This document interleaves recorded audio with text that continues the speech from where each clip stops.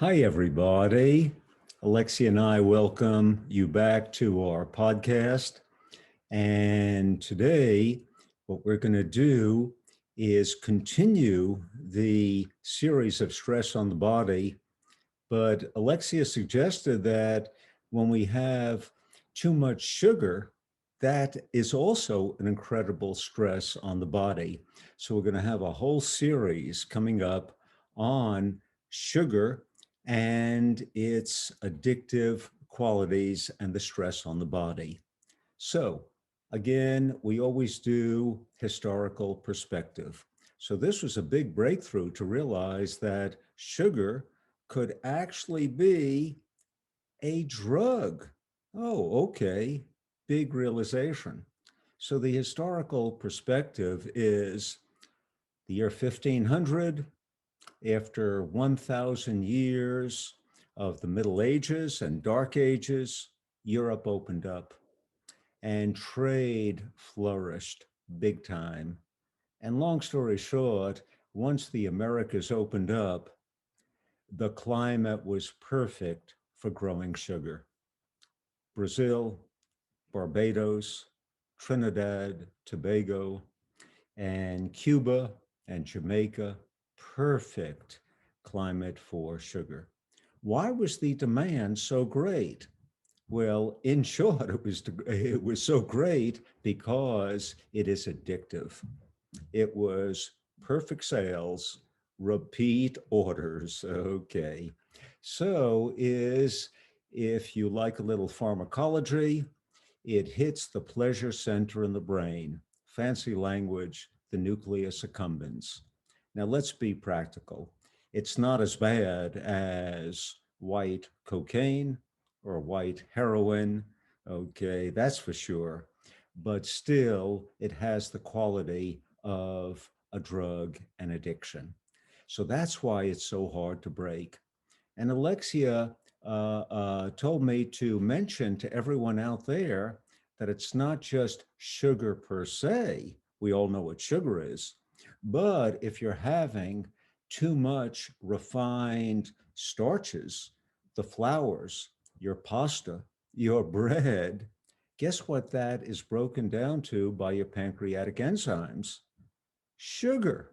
So again, thank Alexia for that pointer, you see, because the starches are broken down into the sugar. So is today's little overview. So let's get the basic nomenclature. All sugars end in ose. Make life easy. Blood sugar, glucose. Fruit sugar, fructose. Beer sugar, maltose. Milk sugar, lactose. Oh, okay. So whenever you see that ose, that is a sugar. And some of the rock stars in the sugar family are number one, everyone's heard of this, glucose, blood sugar.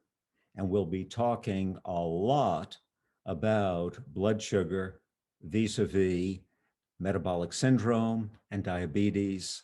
And Alexia also mentioned the possibility of type 3 diabetes, Alzheimer's. Wow, gets interesting. Fructose, that's fruit sugar. Okay. And a great example would be is no one said that you could not have sugar. It's the form in which it comes. So for example, we all know the cliche as American as apple pie. Okay. So if you have whole apples, okay, versus let's say apple juice, it's both apple, okay, and they both have fructose. But in the first one, the apple has a lot of fiber, vitamins, minerals, but especially the fiber that slows down the absorption so it doesn't shock your system. Whereas if the fiber is removed and you have apple juice, then that sugar is coming in too fast and the body is not used to being shocked in that way. It's used to having a lot of fiber which slows things down.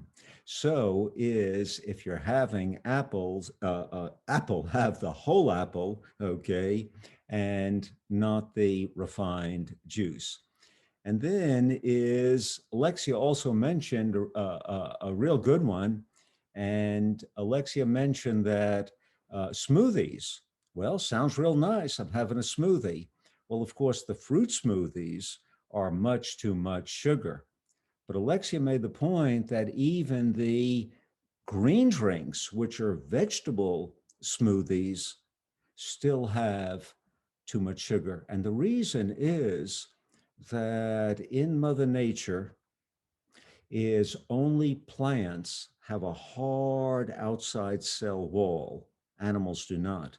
So when you do your smoothie, the mechanical breaking up, let's say carrot juice or spinach or kale, is you're breaking up trillions of those cell walls, and what spews forth is too much sugar, which is inside. So you're much better off just having your greens with the fiber rather than breaking up the fiber, especially the cellulose cell walls, and then releasing too much sugar. So today was a little overview to set the stage historically with why the world is in love with sugar, okay, and then its addictive qualities, and then how to recognize sugar by its ending. And then Alexia said what form to take your sugars in. It's always the whole, fruit, let's say. How many apples can you eat? So the fiber is protective. And then we mentioned the smoothies. And what we're going to do tomorrow in our podcast is the clinical applications, especially blood sugar, diabetes, blood sugar, insulin, metabolic syndrome. So, Alexia and I thank you so much for having us today, and we will look forward to seeing you in your homes tomorrow. Have a great day. Bye bye.